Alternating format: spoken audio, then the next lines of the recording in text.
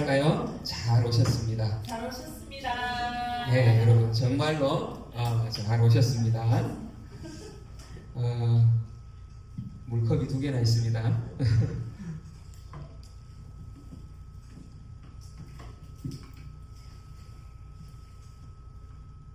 네, 저녁 맛있게 드셨습니까? 네. 한 분밖에 안 드신 것 같네요. 네. 오늘 말씀은 마가복음 11장 20절부터 25절까지 같이 보도록 하겠습니다. 네, 같이 한 목소리로 봉독하겠습니다. 시작. 그들이 아침에 지나갈 때에 무화과 나무가 뿌리째 마른 것을 보고 베드로가 생각이 나서 여짜오되 랍비여 보소서 저주하신 무화과 나무가 말랐나이다. 예수께서 그들에게 대답하여 이르시되 하나님을 믿으라. 내가 진실로 너희에게 이르노니 누구든지 이 산더러 들리어 바다에 던져지라 하며 그 말하는 것이 이루어질 줄 믿고 마음에 의심하지 아니하면 그대로 되리라.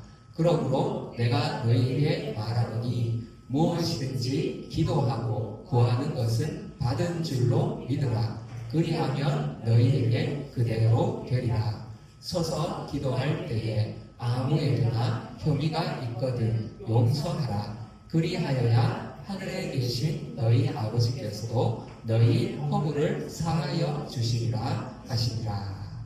아멘.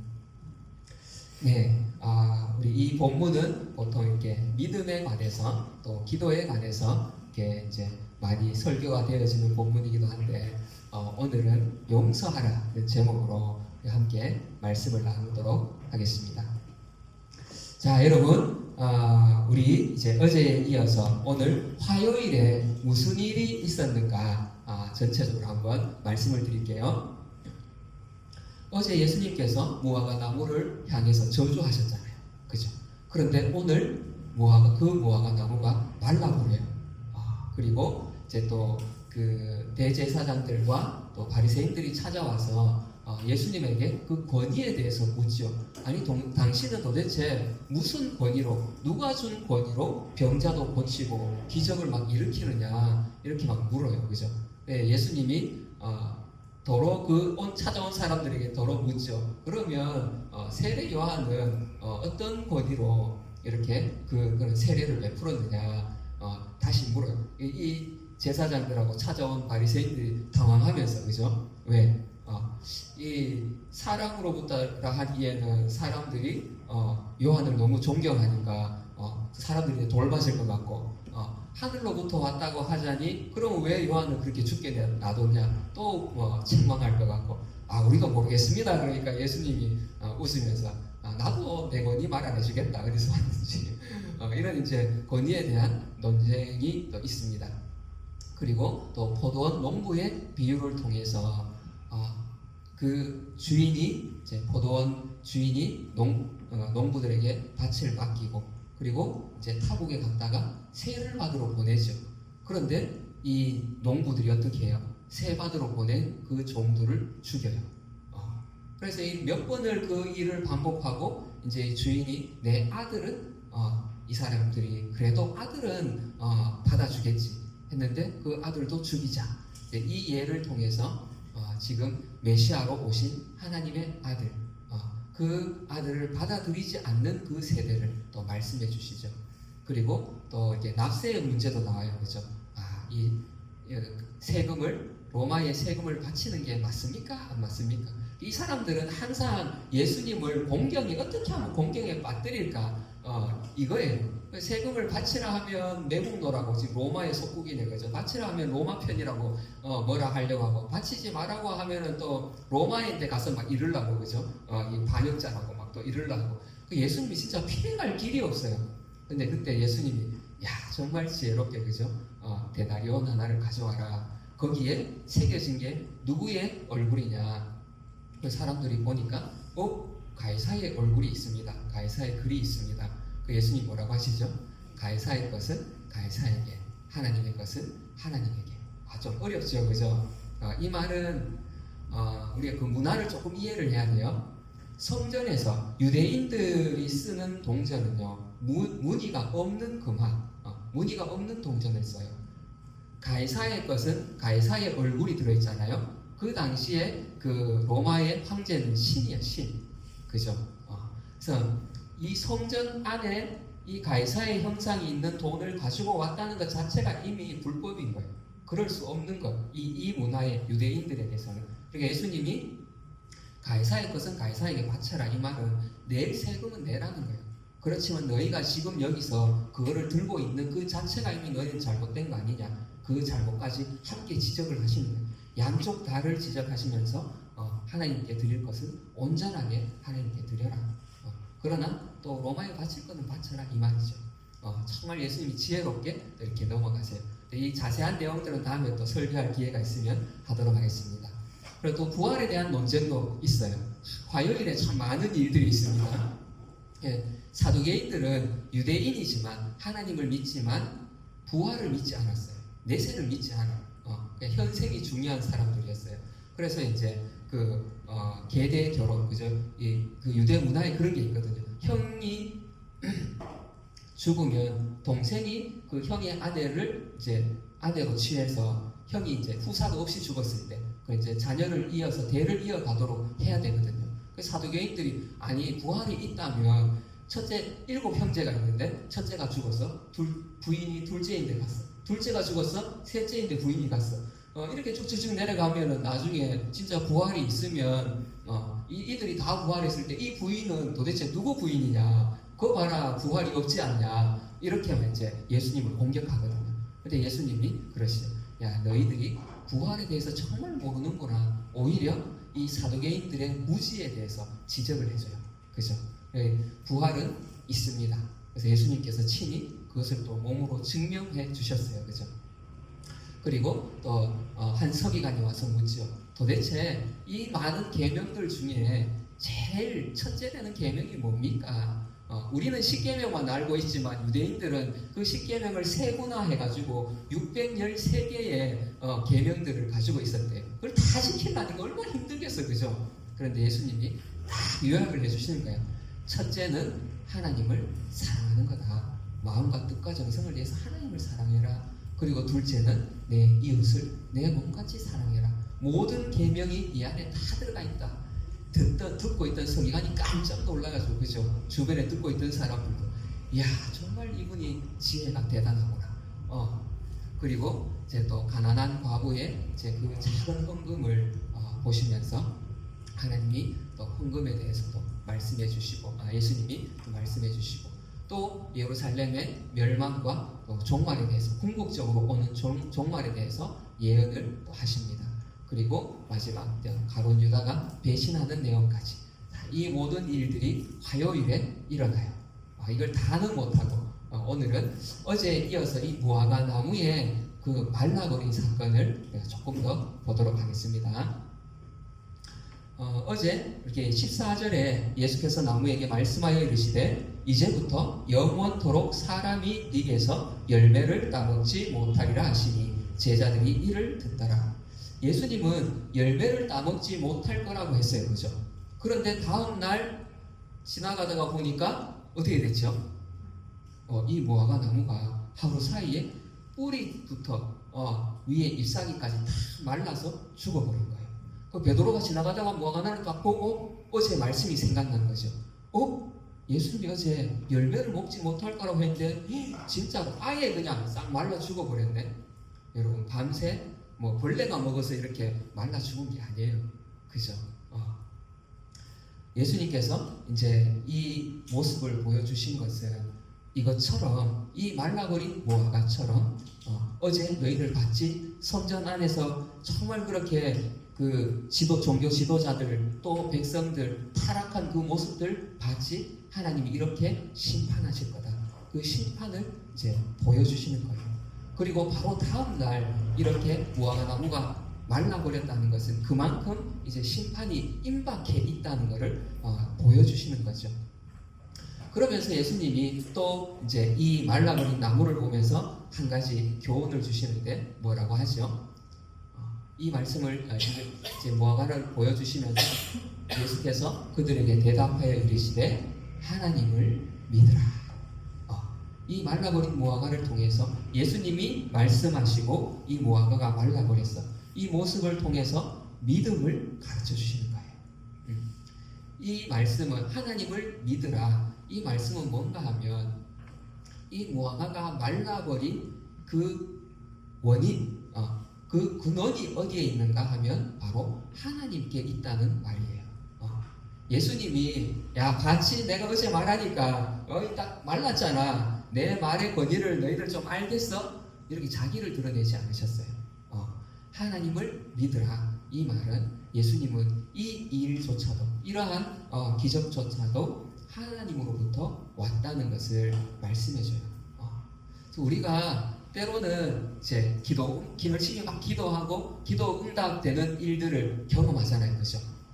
그럴 때에 또 우리가 살아가면서 정말 이제 이렇게 좋은 일들이 막 일어날 때가 있잖아요. 네, 그럴 때에 여러분 나를 드러내지 않도록 조심하시기 바랍니다. 내가 좀 막 신령한 사람인 척, 내가 거룩한 사람인 척, 내가 기도 좀 하는 사람인 척, 야 내가 기도하니까 막 이루어지잖아. 이게 아니라는 거예요. 예수님은 오직 하나님께 영광을 돌렸어요. 그러면서 이제 예수님이 이 믿음의 능력에 대해서 우리 가르쳐주고 계십니다. 자, 오늘 23절 같이 한번 읽어보겠습니다. 시작.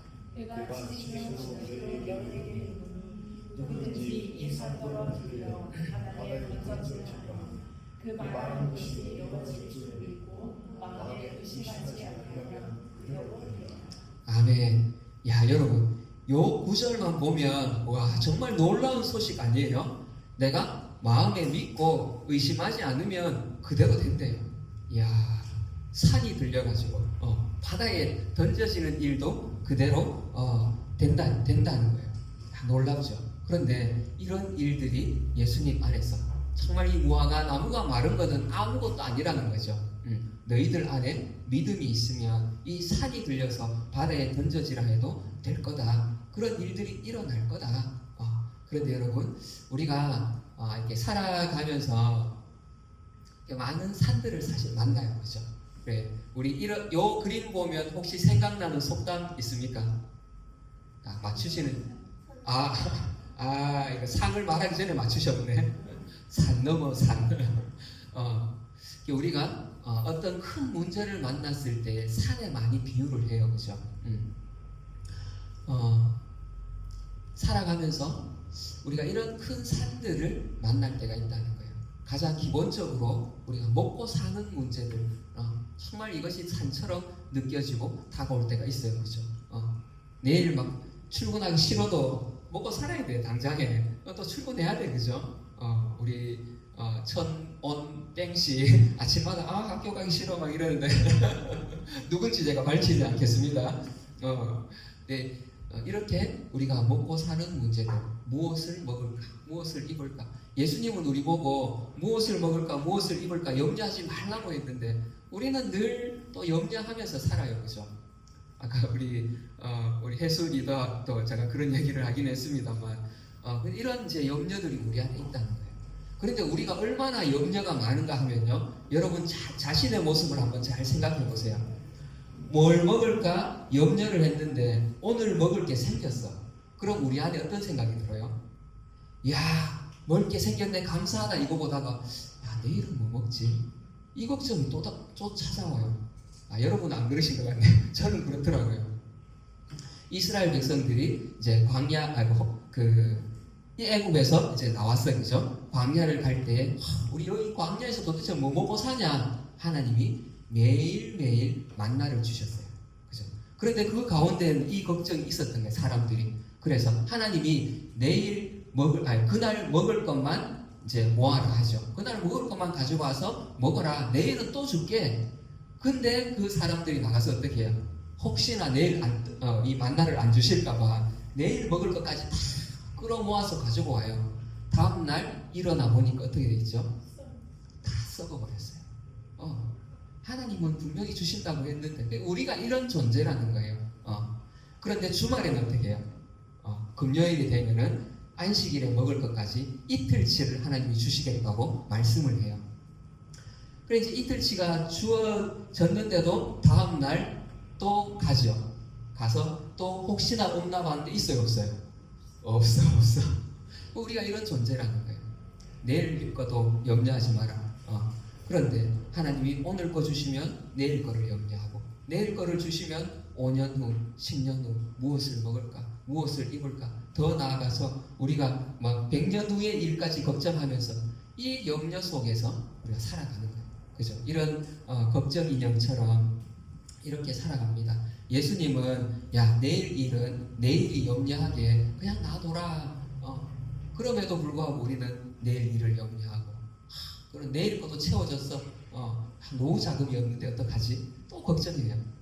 물론 이런 이제 어느 정도의 우리 삶에 대한 이제 대비는 필요해요.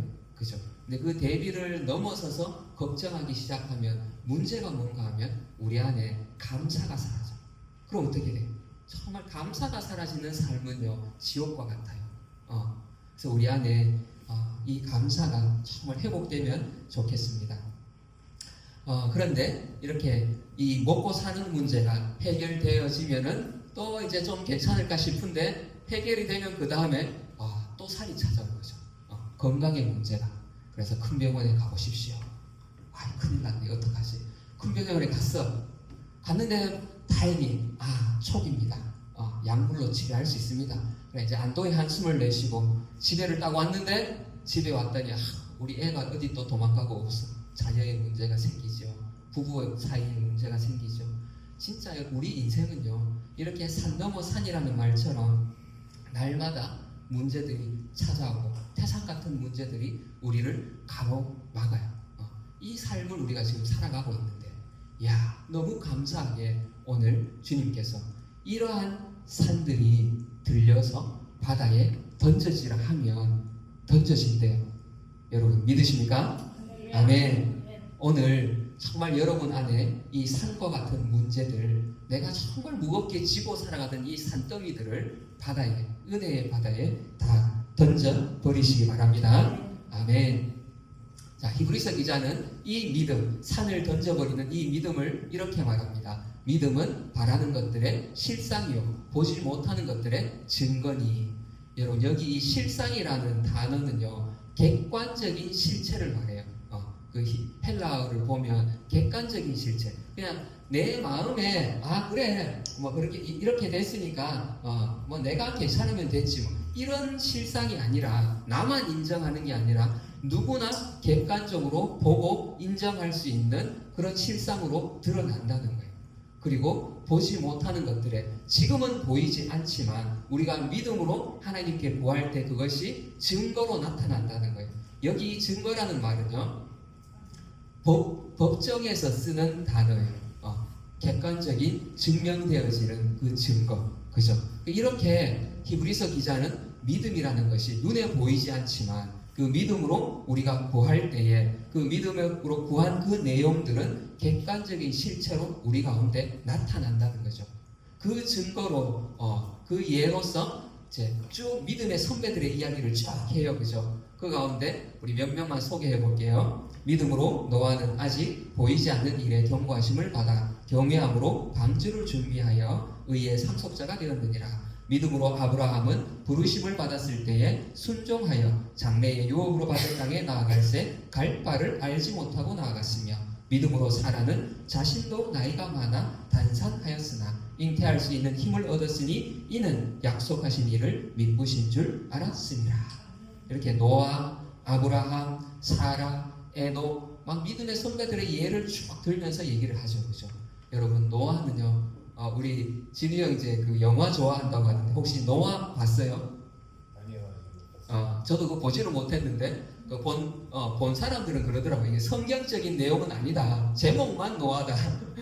내용만 홍수다. 근데 어쨌든 성경에는 실제로 노아가 있어요. 노아의 사건이 일어났어요. 근데 이 노아는 어떻죠? 이 온 인류를 향한 하나님의 심판의 산이 그 앞에 딱 놓여졌어요. 이 심판의 산 누구도 넘을 수 없어. 그런데 노아는 하나님의 말씀을 믿고 순종하고, 네가 배를 만들어라, 방주를 만들어라. 사람들 다 비웃었잖아요. 그죠? 그 큰 배를 만드는데 한 100년 이상 걸렸어요. 그죠? 그런데 묵묵하게 그 배를 만들고 있는 거예요. 그런데 실제로 비가 내리고 홍수의 심판이 찾아왔어. 그때 노아는 이 믿음으로 그 심판의 산을 넘어가죠. 아브라함 갈 바를 알지 못하고 간대. 하나님이 가라고 하는데 갈 바를 알지 못하고 미래에 대한 두려움의 산이 앞에 딱 놓여 있어. 자기 혼자만의 삶도 아니잖아요. 아내도 있죠, 종들도 있죠, 가축들도 있죠. 이 많은 이 식솔들을 데리고 어느 날 하나님이 떠나라는 거예요. 고향 땅을. 지난주에도 잠깐 말씀드렸는데 예루에 그때 말씀드렸나요? 오늘인데 말했구나. 네. 이 아브라함이 살던 도시는요, 그 시대에 가장 문화가 번창하던 곳이었어요. 문명의 발상지 메소포타미아. 그죠? 그 시대에 가장 문명이 발달된 도시에서 살다가 하나님이 이름도 없는 저 가나안 땅으로 가라는 거예요. 지금으로 치면 도시 서울 한복판에서 저 강원도 골짜기로 가라는 거예요. 쉽겠어요, 그죠? 그리고 어디로 가야 되는지 어떻게 가야 되는지도 모르는데 가래. 근데 갈 바를 알지 못하고 하나님의 말씀 하나를 붙들고 믿음으로 출발했어요. 그랬더니 하나님의 약속대로 정말로 온 그 한 민족의 아버지가 되잖아요, 그죠? 그리고 아브라함의 아내 사라가 아들을 낳은 나이 여러분 아시죠? 모르는 분이 한 분 계시는 것 같아서 사라가 90세에 아들을 낳아요. 이미 이제 자녀를 낳을 수 없는 몸이고 나이가 됐는데 하나님께서 약속하셨거든요. 아들을 줄 것이라고. 그 믿음을 가지고 그 아이를 낳을 수 없는 이 불임의 산을 믿음으로 넘어갔어요.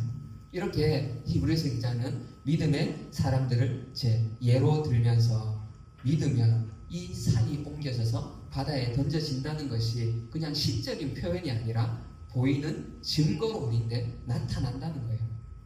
마가복음에 우리 같이 한번 읽어보겠습니다. 시작. 예수께서 이르시되 할 수 있거든이 무슨 말이냐 믿는 자에게는 능히 하지 못할 일이 없느니라 하시니. 아멘. 여러분 앞에서 말씀드렸듯이 내가 넘기에는 너무나 벅찬 산들, 도저히 옮길 수 없을 것 같은 그 산들을 예수님께서 오셔서 우리에게 새로운 길, 이거를 옮길 수 있는 길을 열어주신 거예요. 그 믿음의 길을 우리에게 열어주셨습니다. 그래서 우리가 예수님의 이 말씀처럼 할 수 있거든이 무슨 말이냐, 믿는 자에게는 능히 하지 못할 일이 없느니라. 아멘. 여러분 믿음으로 구하시기 바랍니다. 그러면 여러분 산을 옮기게 될 것입니다. 그런데 앞에서 이런 말씀드렸던 것들이 어떤 산들은 우리가 좀 애써서 넘을 수 있는 것도 있어요.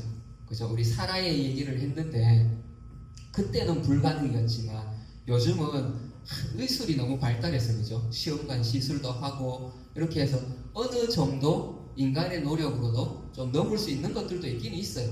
이런 일들이 있으니까 이제 사람들이 하나님을 신뢰하지 않고 우리의 이성과 우리의 과학과 우리의 이제 이 능력을 의지하기 시작하게 된 거죠. 아브라함, 요즘 내비게이션 얼마나 좋아요, 그죠? 갈 바를 알지 못하고 갔다는데 요즘 내비게이션 목적지 치면은 최단거리 딱 나오잖아요, 그죠? 그리고 뭐 그 가나안 땅 정보가 전혀 없어. 근데 지금은 어때요? AI인데 물어보면 가나안 땅 그 연평균 뭐 강수량이 얼마인지 거기에 뭐 자라는 그 작물이 뭔지 다 나와요, 그죠? 어느 정도는 우리가 넘을 수 있다는 거예요. 그래서 사람들이 자꾸 교만해지는 것 같아요. 그런데 우리의 능력으로 절대로 넘을 수 없는 산이 하나 있어요.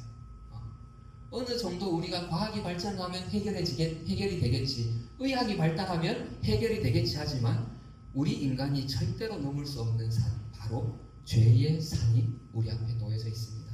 로마서 3장 23절에 모든 사람이 죄를 범하였음에 하나님의 영광에 이르지 못하더니, 여기서 말하는 죄는 단순히 사람을 때리거나 물건을 훔치거나 이런 죄가 아니라 근본적인 죄, 우리가 하나님을 인정하지 않고 하나님을 떠나버린 하나님과의 단절된 그 자체가 죄인 거예요. 하나님과 단절이 되어 있으니까 우리에게 공급해 주시는 공급자와 내가 단절이 되어 있으니까 두려움이 찾아오죠. 뭘 먹을까 뭘 입을까 걱정하기 시작하는 거예요. 내일 일이 염려가 되기 시작하는 거죠. 염려가 되니까 어때요? 빼앗든지 훔치든지 속이든지 해서 가져야 되잖아요. 그래서 이 사회의 죄들이 생겨나는 거예요. 죄의 가장 근본 뿌리는 바로 하나님과의 단절. 근데 문제는 이 단절의 산을 내가 절대로 넘을 수가 없다는 거예요. 도저히 우리의 힘으로 넘을 수가 없습니다. 못 넘으면 그냥 안 넘으면 그만이지 뭐. 그게 아니라는 거예요. 이 산을 못 넘는 사람들은, 이 죄의 산을 넘지 못하는 사람들은 이후에 뭐가 있다 했죠? 심판이 기다리는 거예요. 심판과 영원한 지옥 형벌이 기다리고 있는 거예요. 그뿐만 아니라 이 땅에 살아가면서도 정말 죽음과 같은 지옥과 같은 삶을 살아가는 것이 이 죄의 산을 넘지 못한 사람의 형벌로 주어져요. 그런데 예수님께서 이 산조차도 누구도 옮길 수 없는 이 죄의 산을 옮겨주신 거예요. 자, 우리 로마서 6장 23절 같이 읽어보겠습니다. 시작. 죄의 삭은 사망이요 하나님의 지사는 그리스도 예수 우리 주 안에 있는 영생입니다. 아멘. 여러분, 예수님께서 믿음을 가르쳐 주셨죠. 이 산더러 들려서 바다에 던져지라 하면 던져질 거라고 하셨잖아요. 그 말씀 속에, 이 산 속에는요, 바로 우리의 이 죄의 문제까지도 들어있어요. 그래서 우리가 하나님, 나의 이 죄를, 하나님을 떠난 이 죄, 또 하나님을 모르고 살아가면서 이 땅에서 지었던 이 죄와 죄책감들, 이것을 이제 믿음으로 하나님 그리스도의 그 은혜의 바다에, 십자가 보혈의 바다에 내가 이것을 던집니다. 그러면 우리 이 죄의 산도, 죄책감의 산도, 그 은혜의 바다에 풍덩 다 빠지고 사라지는 거예요. 보이지도 않게 사라지고, 대신에 우리에게는 그리스도 예수 우리 주 안에 있는 영생이니라. 사망은 바다에 다 빠져버리고 우리에게는 영생, 예수님의 생명과 예수님의 성품과 예수님의 은혜가 우리한테 이제 주어진다는 거죠. 와, 정말 여러분 감사하지 않으십니까? 우리 지금 예수님의 이 걸으신 마지막 그 일주일간의 길을 함께 따라 걸어가고 있는데, 단순히 과거의 한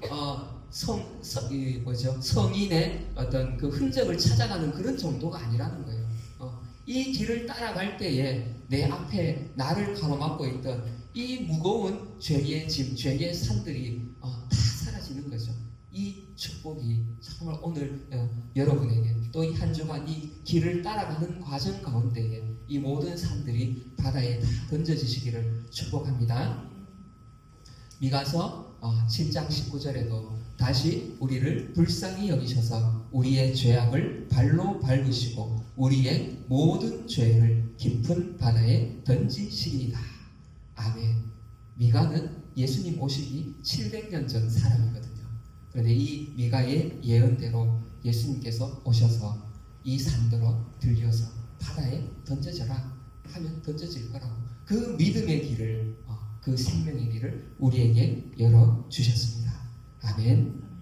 자, 그런데 오늘 이렇게 산더러 들려서 바다에 던져지라 하면 또 마음이 의심하지 않으면 그대로 된다 했잖아요. 그대로 된다 했는데, 여러분 그대로 되는 이 믿음, 요거만 보면 너무 좋지요. 그죠? 이야, 나에게 드디어 도깨비 방망이가 하나 생겼구나. 그런데 여러분, 믿음은요 도깨비 방망이가 아니에요. 도깨비 방망이는 그 혹부리 영감이 들고 두드려도 금이 나오고 도깨비가 들고 두드려도 금이 나와요. 그런데 이 믿음은 그런 게 아니에요. 아무나 그냥 금 나와라 딱 하면 나오는 그런 게 믿음이 아니라는 거예요. 믿음은 관계, 하나님과의 관계, 또 하나님 말씀에 대한 우리의 반응이에요. 반응. 그래서 이 믿음에는요 조건이 있어요. 조건.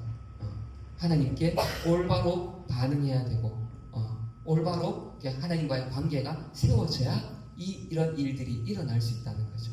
자, 여기 보면 바다에 던져지라 하면 그대로 된다 했는데 어떻게 던지죠? 던져라 하니까 뭐 던지면 될 것 같은데 어떻게 던져? 막상 던지려고 보니까 던질 방법을 모르겠어. 산을 들 수도 없고요, 그죠? 내 앞에 놓이는 문제를 들 수도 없고. 자, 어떻게 던질 것인가? 바로 기도로 우리가 던질 수 있습니다. 우리 24절 말씀 같이 읽어보겠습니다. 시작. 그러므로 내가 너희에게 말하노니 무엇이든지 기도하고 구하는 것은 받은 줄로 믿으라. 그리하면 너희에게 그대로 되리라. 자, 여러분이 가지고 있는 이 산과 같은 문제들을 어떻게 던지라고요? 너무 쉽죠? 뭔가 새로운 특별한 어떤 묘수를 생각하셨다면 죄송합니다. 정말 주님은 우리에게 쉬운 방법을 주셨어요. 기도로, 믿음의 기도로 하나님께 던져드리면 되는 거예요. 그러면 하나님이 그대로 되도록 해 주신대요. 그런데 조건이 있다 했죠, 그죠? 첫 번째 조건이 뭔가 하면 받은 줄로 믿으래요. 아직 눈앞에 없어. 아직 눈앞에 없고 이루어질 것 같지도 않아. 그런데 이미 받은 것으로 믿고 기도하라는 거예요. 이해가 잘 안 되죠, 그죠? 저는 기도하면서도 처음 이 말씀을 들었을 때 정말 이해가 잘 안 되더라고. 아니, 눈앞에 없으니까 지금 기도하는 건데 그거를 받은 줄로 알고 믿고 기도하라니 이게 어떻게 되지? 우리 그 유명한 조용기 목사님의 그 간증이죠, 그죠? 처음 그 전도사 시절에 천막 하나 쳐놓고 이제 교회를 시작하던 그 시절에 어느 날 선교사님 집에 가봤더니 반짝반짝하는 포마이카 책상이 있어. 의자도 있고 그리고 그 자전거도 있고, 그죠? 그래서 집에 이제 돌아와가지고, 집도 아니죠, 이 허름한 그 천막 교회에 와가지고, 아니 하나님, 똑같이 하나님을 믿는데 저분은 저렇게 책상도 있고 자전거도 있고 그런데 그 선교사님 자녀들까지도 저렇게 자전거가 있고 한데 난 똑같이 하나님 믿는데 왜 나는 안 주시냐고, 나도 달라고 그렇게 기도를 했다고. 그런데 하루를 기도하고 이틀을 기도하고 기도를 해도 안 주시는 거예요. 근데 어느 날 기도하는데 하나님이 이제 깨닫게 하시죠. 구체적으로 기도해라. 어떤 책상을 원하는지, 어떤 자전거를 원하는지. 그날부터 이제 선교사님 집에서 본 그 책상을 생각하면서 포마이카 반짝반짝 그 책상과 기어가 있는 그 자전거 이해 주십시오. 그런데 그렇게 기도하던 어느 날, 정말로 선교사님이 이제 안식년인가? 그래서 이제 고국으로 돌아가게 되신 거예요. 가시면서 이제 이 책상도 의자도 자전거도 이 목사님들 다 주고 간 거예요. 아멘. 하나님은 이렇게 일하시잖아요. 아멘. 그죠? 여러분, 정말 이 받은 줄로 믿고, 그래서 이 조영기 목사님이 아직 이거를 받기 전에 기도하고 있을 때 하루는 어떤 아이가 늘 목사님이 기도하는데 받았다고 자전거도 받았다고 이제 자꾸 기도를 하니까 물었대요. 와서, 아니 목사님 한번 봅시다, 자전거 받았다는데 나 좀 보여주세요, 책상도 좀 보여주세요. 아니 아직 저 있다고. 아니 좀 보여달라고. 있어요 없어요? 아직 없어요. 그래서 목사님이 고민을 막 하다가 얘는 자꾸 보여달라고 하니까 막 고민을 하다가 여기 안에 있다고. 내가 지금 이 자전거와 다 이렇게 잉태를 해가지고 안에 있다고. 그날부터 이 아이가 동네에 소문을 낸 거야. 우리 전도사님 자전거를 뺐다고. 그런데 목사님은 진짜로 이렇게 보이지 않는 세계에서 하나님은 이미 응답하셨다고 믿고 기도하신 거예요. 거기서부터 이 4차원의 영성이 나왔잖아요, 그죠?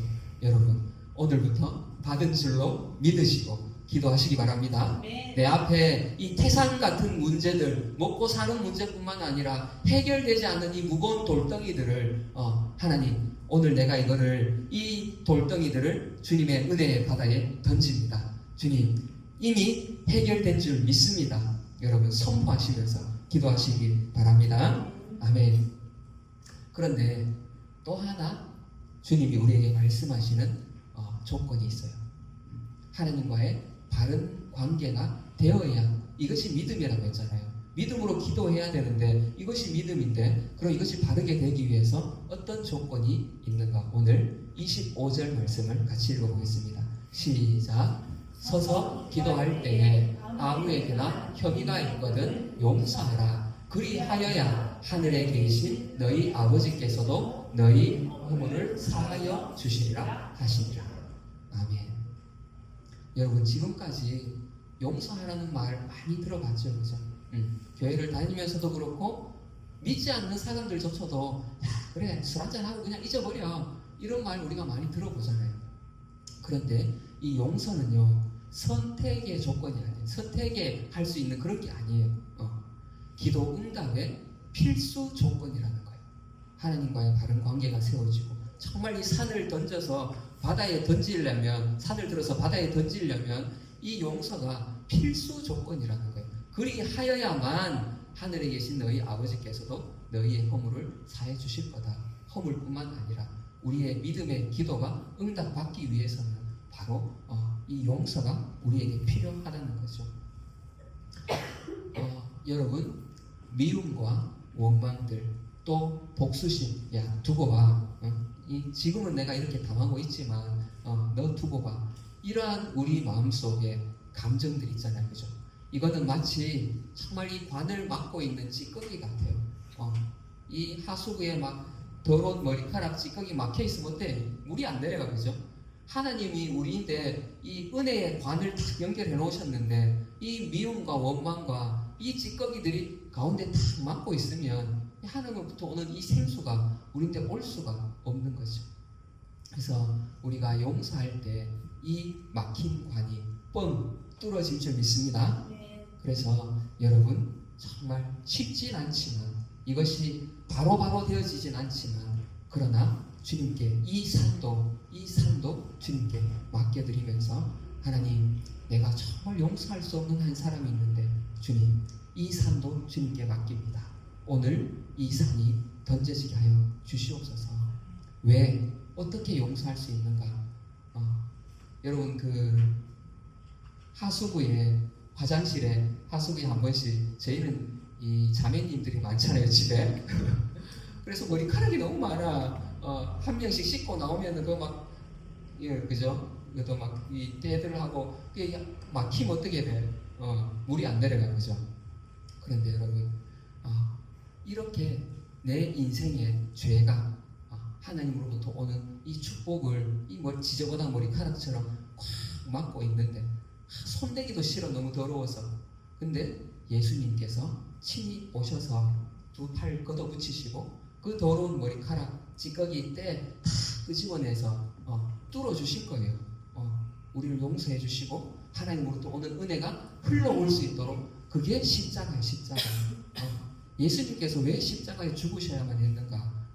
그만큼 이 더러운 죄들을 끌어내고 없애려고 하니까 예수님이 거기로 가셔야 되는 거예요. 그 더러운 죄가 있는 곳으로 가셔야 되는 거예요. 그곳이 바로 십자가인 거죠. 예수님의 나를 향한 이 용서를 우리가 안다면, 주님이 정말 이 지저분한 것들을 끄집어냈던 내주심을 안다면, 우리가 그 마음을, 그 은혜를 생각하면서 나와 내 마음에 지금 눌려있는 이 용서하지 못한 것들을 정말 용서할 수 있기를 바랍니다. 주님의 은혜를 생각하면서 자, 용서의 대상이 있습니다. 가장 먼저는요, 우리가 용서하라고 하면 어떤 다른 사람을 생각하는데, 가장 먼저는 나 자신을 용서하기 바랍니다. 나 자신을 받아들일 수 있기를 바랍니다. 있는 그대로. 여기 그림에 보면 자신의 그림자를 지금 잡고 있어요, 그죠? 여러분, 그림자도 나예요, 나. 그죠? 어둡고 싫다고 해서 내가 아닌 게 아니야. 떼어버릴 수도 없어요. 이 그림자도 나라는 거예요. 그래서 내가 실수하고 실패하고, 내가 왜 그랬지? 내가 그런 말을 왜 했을까? 막 자다가도 가슴을 치는 일들이 막 있잖아요, 그죠? 그런데 이제 그 모습까지도 여러분 받아들이시고, 이것도 내 모습이구나, 이것도 나이구나 받아들일 수 있기를 축복합니다. 가장 먼저 나를 용서할 수 있기를 바랍니다.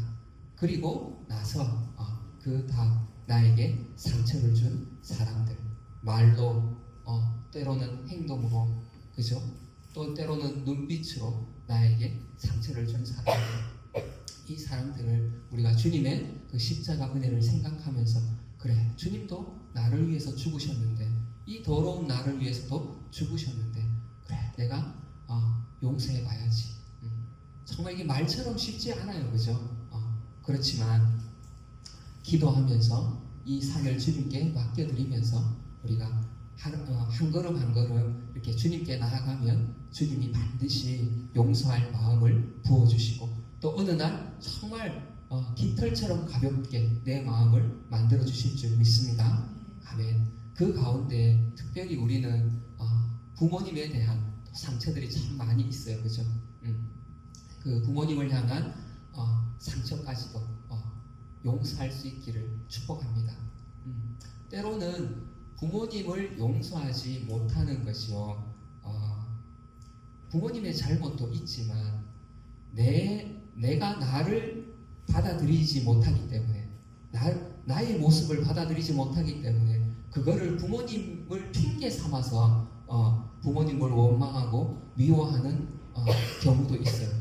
왜냐하면 내가 정말 이 모습이 싫은데 부모님을 닮았거든. 부모님의 저 싫은 모습이 내가 그대로 닮은 거예요. 그러니까 내가 너무 싫은 거지. 근데 그거를 부모님을 핑계 삼아서 거기로 자꾸 넘기려 하기도 하고, 어쨌든 원인이 어찌되었든 이제 내 속에 있는 이 원망들, 불평들, 그것이 나를 향한 것이든 또 다른 상대방을 향한 것이든 우리가 이 십자가 길을 따라가는 이 기간 동안 다 바다에 던져버리고 용서할 수 있기를 축복합니다. 아멘. 이 마지막으로 마태복음 18장 18절 우리 같이 한번 읽어보겠습니다. 시작. 진실로 너희에게 이르노니 무엇이든지 너희가 땅에서 내면 하늘에서도 내릴 것이요 무엇이든지 땅에서 풀면 하늘에서도 풀리리라. 아멘. 여러분, 내가 풀면 하늘에서도 풀린대요. 아멘. 그리고 19절에 보니까 진실로 다시 너희에게 이르노니 너희 중에 두 사람이 땅에서 합심하여 무엇이든지 고하면 하늘에 계신 내 아버지께서 그들을 위하여 이루게 하시리라. 여러분, 이 앞뒤의 관계가 정말 중요해요. 땅에서 풀면 하늘에서도 풀리고 땅에서 묶으면 하늘에서 묶인다고 말씀하시면서, 그죠? 풀면 풀린다고 말씀하시면서 내가 이 용서하지 못하고 미워하고 붙잡고 있던 그것, 그죠? 내가 용서하지 못하면 사실 내가 제일 손해예요. 왜냐하면 그 사람이 내 앞에 없는데도 불구하고 나는 이 사람하고 24시간 같이 다니고 있어. 내 등에 그 사람을 지고 막 다니고 있어. 얼마나 힘들어요. 그 사람은 알지도 못하는데도 불구하고 내 혼자 막, 그죠? 근데 내가 풀면 하늘에서도 풀린다는 거예요. 그래서 그 두 사람이 땅에서 합심하여 고하면, 여기 두 사람은요 사이 좋아서 서로 정말 마음 잘 맞아서 만나서 기도하는 사람일 수도 있지만 여기서 앞에 내용을 보자면 서로 풀지 못해서 앙숙처럼 지내던 그 사람과 푸는 거예요. 서로 용서하고 풀고 그 두 사람이 모여서 이제 우리가 기도하자. 그럼 기도의 문이 활짝 열린다는 거예요. 아멘. 자, 이러한 축복이 우리에게, 자, 이 용서는요, 하나님은 하늘에 지금 우리에게 주실 축복들을 가득 담은 진짜 자루를 다 준비해 놓으신 거예요.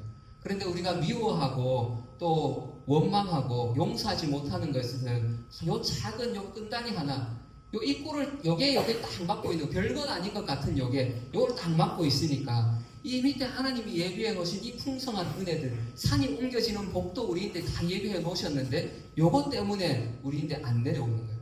그런데 오늘 우리가 정말 주님의 은혜를 생각하면서 이것을 풀 때 드디어 하늘의 은혜들이 우리에게 쏟아 부어질 줄 믿습니다. 아멘.